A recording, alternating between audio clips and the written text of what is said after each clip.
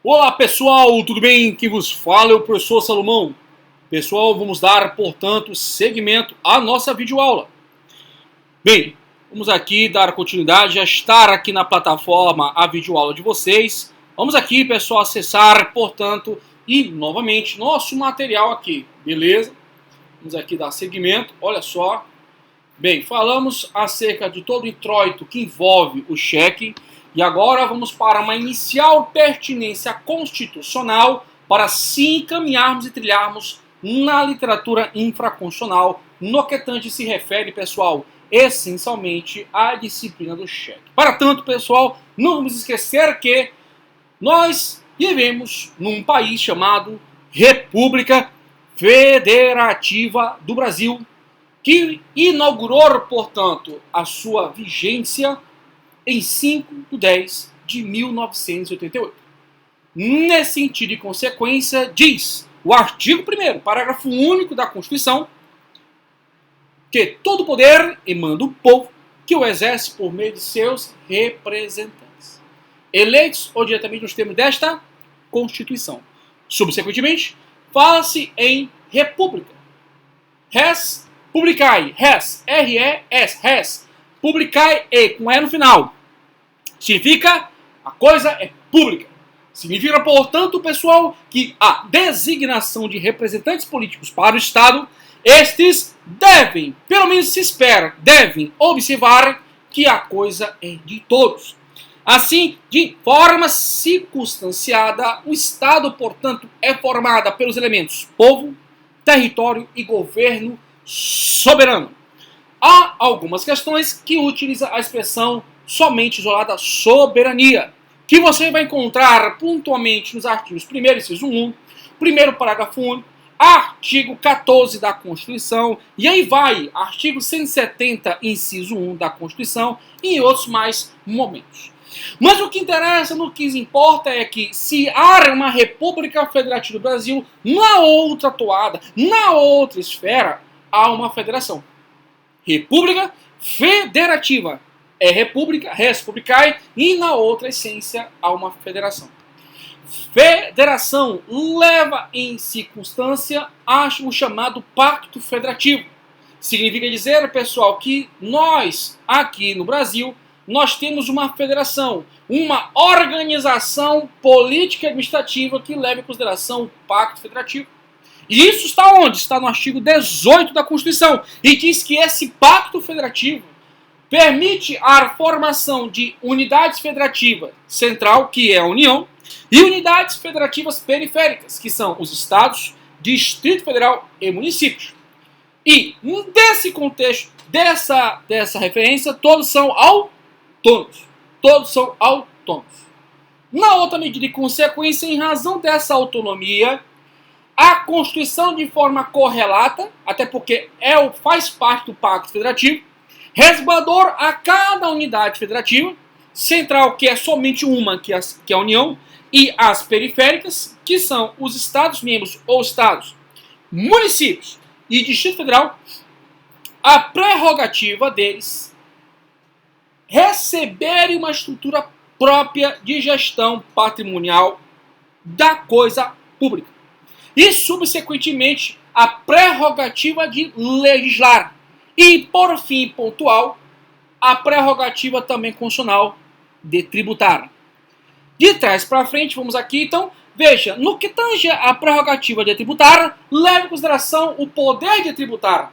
E, subsequentemente, como fala muito bem Humberto Teodoro Júnior, Hugo de Brito Machado, Humberto Teodoro é processualista, porque daqui a pouco deu aula de processo civil, mas Hugo de Brito Machado, ele diz que, abre aspas, competência tributária é o poder de tributar juridicamente delimitado. Ponto, fecha aspas. Ou seja, ao jurista cearense, existe o poder de tributar, existe o nexo de limitação desse poder tributário, até para não que haja abusos, que é a competência tributária. Subsequentemente, pessoal, de trás para frente, eu falei da competência legislativa. Dentre elas, a competência para legislar o cheque, que é privativa da União. Ou seja, de criar normas, de criar, portanto, uma disciplina própria, que vai viabilizar o surgimento de direitos e de deveres no âmbito das relações humanas. E a priori, de início, uma série de competências administrativas no trato da coisa pública.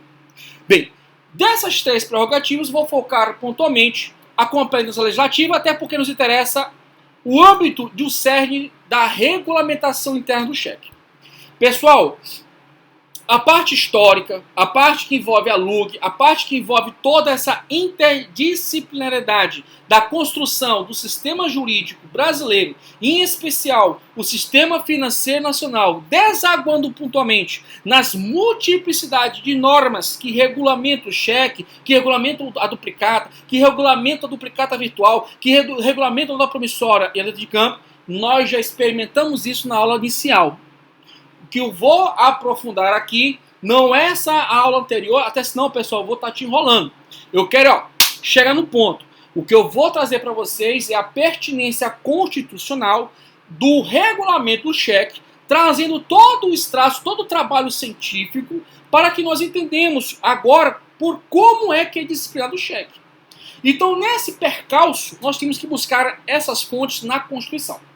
Na Constituição, pessoal, ela vai consagrar a chamada competência privativa da União para legislar acerca de direito civil, acerca de direito empresarial, só que lá está como comercial, acerca do sistema monetário e bem como dos títulos, acerca da política de crédito, câmbio, seguros e as transferências de valores. Portanto, pessoal, a Constituição, ela diz o seguinte, olha, compete à União normatizar tudo que envolva títulos de crédito. Então não compete, por exemplo, ao Estado criar normas diferentes que envolvem o endosso. Normas que envolvem toda a perplexidade do aval, alterando, portanto, a sistemática normativa dos títulos de crédito. Por quê, pessoal? É competência de quem? É competência privativa de legislar da União. É somente a União que bate esse martelo. Bem, tudo que se fala, tudo se prova. Aonde está isso? Na Constituição. Vamos lá. O artigo 22 diz o seguinte: compete privativamente à União. Pessoal, não se trata-se de uma competência concorrente. Não se trata-se de uma competência em que vai desaguar a possibilidade de todas as unidades federativas, excetuando o município, porque a dela é suplementar, de normatizar concorrentemente, por exemplo, em matéria tributária. Não, Nina. Ali não é. Competência privativa no âmbito processual é uma coisa. No âmbito penal é outra coisa. No âmbito do direito empresarial é uma. Essas competências são privativas de quem? Da União. Ou seja, da Unidade Federativa Central. Então, no que se refere ao cheque, no que se refere, portanto, a este tipo de crédito, está aqui inclusive, títulos, beleza? Títulos, transferência de valores, no que tange essa matéria, é competência privativa da União. Tudo bem? Só que, pessoal, a União, dentro desse âmbito e âmago disciplinar, organiza-se internamente em órgãos. Até porque, pessoal, o artigo 2º da Constituição diz o seguinte: são poderes da União, independentes e harmônicos entre si. O Legislativo, o Executivo e o Judiciário. No que se refere ao Executivo, nós temos o que, gente? A Administração Pública Federal. E a Administração Pública Federal, ela tem uma faceta centralizada e uma outra faceta descentralizada. Na sua faceta direta ou centralizada, ela se organiza por força de lei, em órgãos.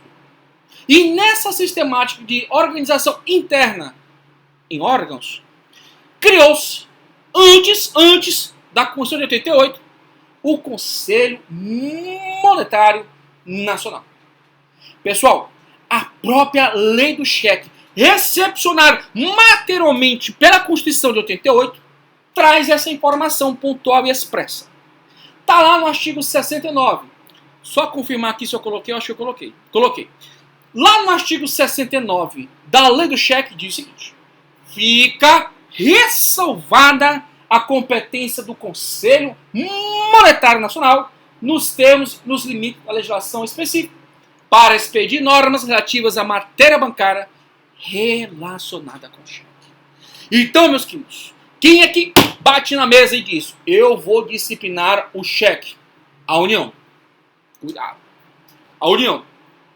E nesse contexto, e nessa consequência, respeitadas as limitações externalizadas na legislação específica, o Conselho Monetário Nacional, que é um órgão de cúpula, é um órgão superior do sistema financeiro nacional, que vem ter a responsabilidade de formular a política de crédito no Brasil e a política da moeda, objetivando, na sua essencialidade, a estabilidade da moeda nacional, que é o real, e bem como, pessoal, o desenvolvimento econômico e social do Brasil. É um órgão importantíssimo, até demais. Bem, feito isso, o Conselho Monetário Nacional, dentro das suas viés de órgão superior do Sistema Financeiro Nacional, com todas essas prerrogativas de responsabilidade de formular as políticas nacionais da moeda e do crédito do Brasil, bem como de forma associada, viabilizar a atenção em estabilizar a moeda nacional e bem como o desenvolvimento social e econômico do Brasil, ele estabelece o que, gente? Toda a estrutura de regulamentação do cheque. Isso não significa dizer que não deve observar o que? Aliás, está até bem aqui, ó, a legislação específica, tal qual a lei do cheque. Tudo bem, pessoal? Ficou tranquilo? Ótimo. Então, pessoal, qual é a composição do Conselho Monetário Nacional? Bem, pessoal, a composição do Conselho Monetário Nacional, pessoal, olha só, vou deixar aqui bem claro para vocês, a composição não é esta que esse decreto fala. Não é essa que esse decreto fala. Não é essa. Deixa eu ajeitar aqui, pronto. Não é essa aqui. Agora, esse decreto ainda, pessoal, não tem nada informando no site do Planalto expressa ou tácita revogação. Pessoal, qual é o braço executivo do Conselho Monetário Nacional? É o Banco Central. Então, pessoal, todas essas, olha só, circulares, resoluções, passam pelo crivo do Banco Central, por quê? Porque é ele que faz a extrema aplicação, a essencial aplicação das políticas monetárias e de créditos do Conselho Monetário Nacional. Então, o braço executivo do Conselho Monetário, gente, o braço mesmo de direito é o Bacen. Não ouvidando olhos para o Conselho, a Comissão de Valores Mobiliários. Não é isso. Mas o braço executivo em si é o Banco Central. Bem, olha o que diz o artigo 9º da Lei 4.595/94. Que inclusive essa lei... Peço venha. Que inclusive essa lei, pessoal, vem trazer as disposições inaugurais do Conselho Monetário Nacional. Olha só. Compete ao Banco Central cumprir e fazer cumprir as disposições que lhes são atribuídas pela legislação em vigor e as normas pedidas pelo Conselho Monetário Nacional. Ou seja, quem tem a conduta pretoriana, um soldado, propriamente, o principal responsável para a implementação das políticas do Banco Central, ou do Conselho Monetário Nacional, é o Banco Central. Por isso que é chamado, muitas vezes, como o órgão executivo máximo do Conselho Monetário Nacional. Porque ele faz cumprir e fazer cumprir as decisões do Conselho Monetário Nacional. É aquele que exerce a chamada conduta pretoriana, fazendo referência aos soldados, né, do Império Romano. Ele que faz, portanto, fazer valer as políticas monetárias e as políticas de crédito implementadas pelo Conselho Monetário Nacional.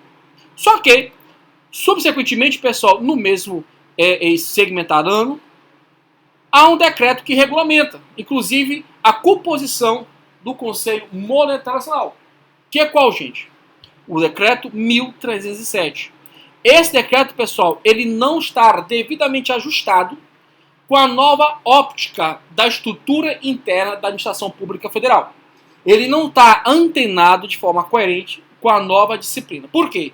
Porque no atual governo brasileiro, da transição do Temer ao governo Bolsonaro, nós tivemos uma radical modificação na estrutura da administração pública federal. Inclusive uma série de transformações de ministérios.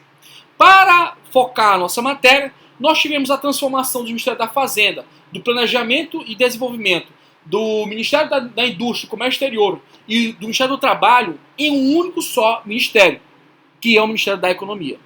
Esse ministério é um grande ministério que abraça a pasta da Fazenda, abraça a pasta de Planejamento e Organização, abraça a pasta de Indústria e Comércio, abraça a pasta do Trabalho e Emprego. Toda essa sistemática está agora aglutinada em um único ministério, em um único ministro. Bem, então, pessoal, na disciplina anterior, que infelizmente ainda se preserva essas referências, que vocês devem fazer as devidas atualizações, diz o seguinte, que o Conselho Monetário Nacional é integrado pelos seguintes membros: Ministro de Estado da Fazenda, na qual é presidente, só que atualmente não é da Fazenda, é da Economia.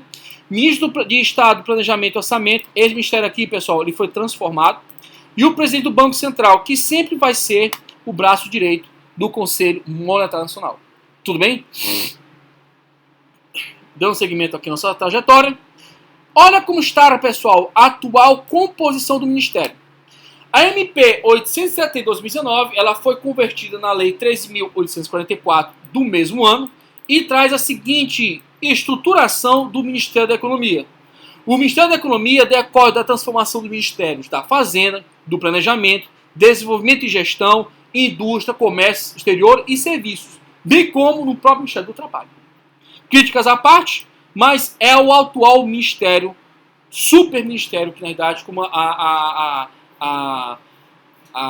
doutrina não, os setores das imprensas utilizaram para divulgar.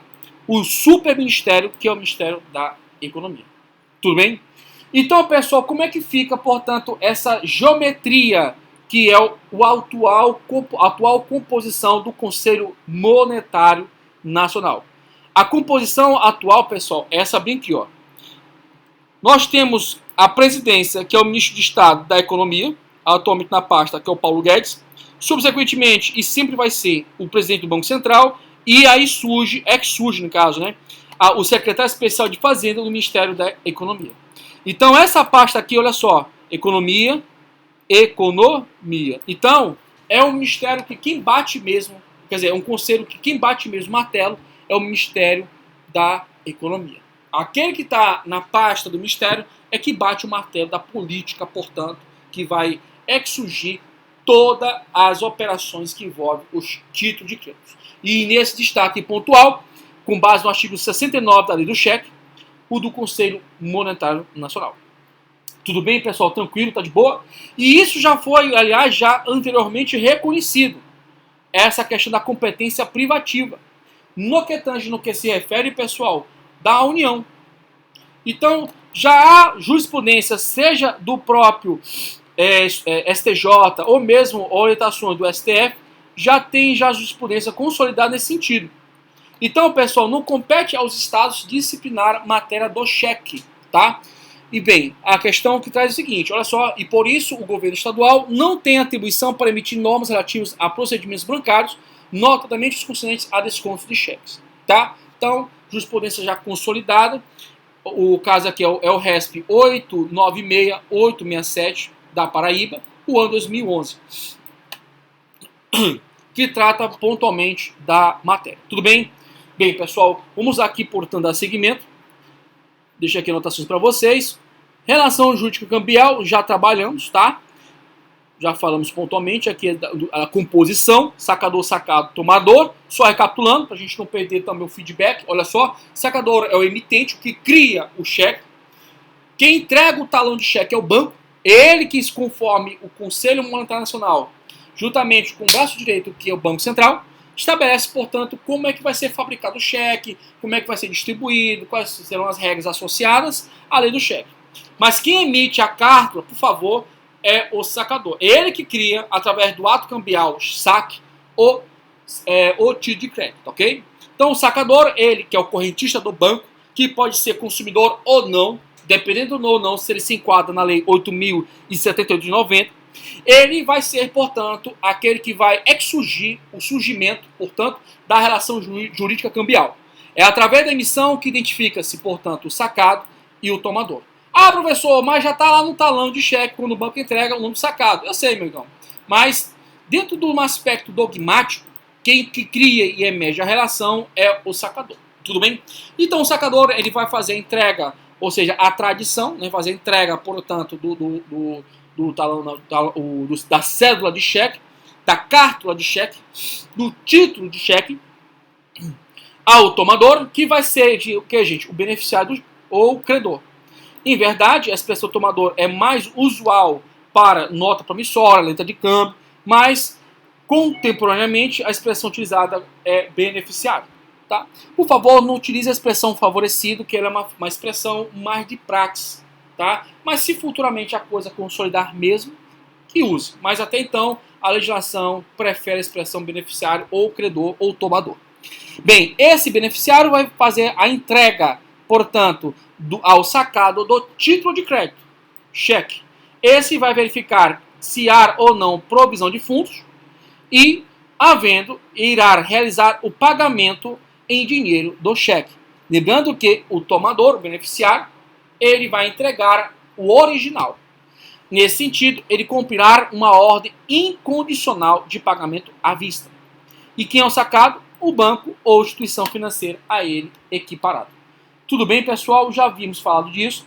Só para encerrar, portanto, essa parte aqui e partimos para uma parte incrível e importante, que é os requisitos essenciais e suprimíveis ou não essenciais do cheque.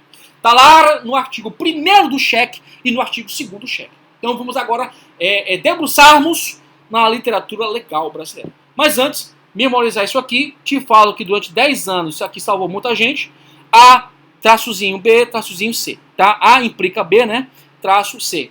Essa situação de implicar significa dizer a ordem de pagamento. Tá? Que no caso do cheque é à vista. Dá uma ordem de pagamento à vista. Mediante o que, gente? Beneficiário C. Tá? E aí tem aqui as explicações que eu coloquei para vocês no início da nossa videoaula. Beleza, pessoal? Se está gostando, está curtindo, por favor, deixe seu like, tá? Vamos aqui seguir em frente. Requisitos essenciais e não essenciais do cheque. Tem uma questão que já colocou uma vez a expressão suprimíveis. Então, nos livros tem essenciais e não essenciais. Mas você pode encontrar a expressão suprimíveis. Que é algo suprimível, é algo que se retira, né? Algo que não é essencial, portanto. Bem, os requisitos essenciais, pessoal, são aqueles que são essencialmente indispensáveis para caracterizar um título. E isso está com uma previsão legal no artigo 887 do Código Civil. Artigo 887 do Código Civil na parte infine. Tá? Por favor, não faça igual uns infine. Pô, é latim, viu, parceiro? É infine. Então, artigo 887 infine do Código Civil. Lá no final tem o formalismo. Mas os autores, né, tem inclusive 3 autores importantíssimos. A época da minha faculdade eu estudei por eles, para eu chegar onde eu estou. Então eles têm que também referência ao piso da tipicidade e tal. Bem, respeite eles, até porque são mestres, mas o meu ponto de vista é formalismo, tá? No meu livro, que está saindo agora 2021, em razão do coronavírus, eu tive que suspender, mas vai sair, inclusive eu falo pontualmente com muito respeito dessas duas percepções. Então, pessoal, requisitos essenciais. Se essenciais, são aqueles requisitos que são indispensáveis para caracterizar essencialmente o título de crédito, no caso do cheque. Bem, onde está isso? Está na lei, está no mundo. Artigo 1º da Lei 7.357 de 85. Esse aqui a gente vai ler com calma. Não sei se vai dar o tempo, né? Porque eu tenho que fechar em blocos de 30 a 40 minutos. Mas vamos aqui. Artigo 1º diz o seguinte. A Lei 7.357 de 85 diz o seguinte. O cheque contém a denominação cheque. Isso aqui chama-se, pessoal, dentro do juridiquês, cláusula cambial. Repito, a cláusula cambial do cheque é essa referência, cheque. Então, Quando você identifica o título, ele tem que ter de forma ordinária, a priori, a denominação do que está se tratando. Nesse sentido, nessa consequência, aos títulos de créditos típicos é claramente indispensável a designação da cláusula cambial. E a cláusula cambial, pessoal, ela tem que estar escrita na língua em que foi redigido o título. A cláusula cambial tem que estar escrito no título. Não pode haver uma implícita dedução. Tem que estar estampado no próprio título. Nesse sentido, nessa consequência, pessoal, vamos aqui a um exemplo bem legal. Olha só. Esse aqui é o nosso exemplo ilustrativo, que é o Cofre Seguro S.A. Veja que a cláusula cambial cheque tem que estar o que, gente? Notoriamente indicada na própria cédula de cheque. Pessoal, não precisa, este aqui é um cheque, olha, isso aqui é um cheque. Não precisa. Tem que estar estampada expressamente na língua em que for confeccionado, redigido o título, a expressão cheque. A designação cheque significa dizer que todo o sistema que vai formar essa relação cambial, ela é regida pela Lei 7.357 de 85. Gente, por favor, anote isso aí. Se a presença da cláusula cambial, ela é indispensável, ela é solar, ela é uma verdadeira tábua de regra básica para um título ser chamado de cheque. Se no título tem a expressão nota promissória, então já não é cheque. Ó, professor, tá desse jeito aqui, ó, desse jeitinho aqui. Só que tem nota promissória, então não é cheque. É nota promissória ou é outra coisa. Tudo bem? Então, pessoal, para ser chamado de cheque, tem que ter a chamada cláusula cambial. Volta comigo. Olha só. A ordem incondicionada de pagar quantia determinada. A ordem incondicionada. Isso aqui também tem que estar estampado no título de crédito. Olha aqui, olha aqui, olha aqui. Coloquei aqui para vocês, pessoal, o último caso aqui, eu vou fechar aqui nosso bloco, para não ficar tão pesado nas videoaulas. Olha só, pague por este cheque a quantia de R$2.000.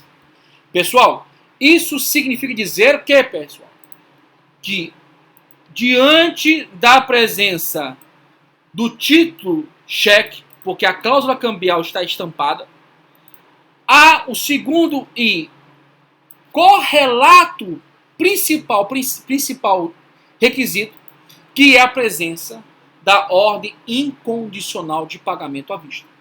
E, pessoal, essa ordem incondicional de pagamento à vista tem que estar ao lado da expressão por extenso do valor. Assim sendo, pessoal, havendo, em razão dessa particular informação, havendo divergência entre a informação do valor em que vai ser entregue ao beneficiário, que no jargão popular, o favorecido, entre a indicação por extenso e a indicação monetária, prevalece a por extenso. Professor, olha só, por que é colocado o jogo da velha? Aqui, ó. Eu vi isso aí lá na empresa, professor. Isso aqui pra quê, professor? Isso aqui, pessoal, não tem nada a indicar em normativo. Isso aqui são medidas ou técnicas de segurança. E isso nós vamos estudar pontualmente, inclusive tem repercussões jurisprudenciais específicas. Pessoal, isso é somente uma técnica de segurança. Então isso aqui não é, a priori, pessoal, obrigatório.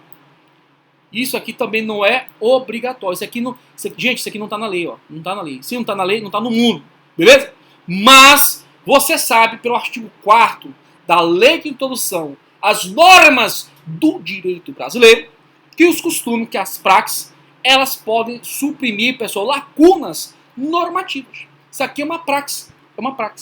Ou seja, uma prática comercial antiga pra caramba, bicho. Antiga pra caramba com cheque.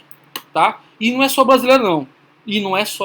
Pelo menos na pesquisa que foi feita por mim, no site do Banco Central e outros mais, há uma série de práticas para justamente proteger quem, gente? Robert Stewart, que é o nosso caso, o emitente do título. Pessoal, estou vendo aqui, já deu 30 minutos e 33 segundos. Então, vou dar um tempo aqui. Gostaria que você continuasse assistindo as videoaulas, dê seu like e te desejo um excelente dia, uma excelente tarde, uma excelente noite. Muito obrigado por ter me ouvido. Espero ter te ajudado. Bem, um grande abraço a todos. Fique com Deus. Até a próxima, se Deus quiser.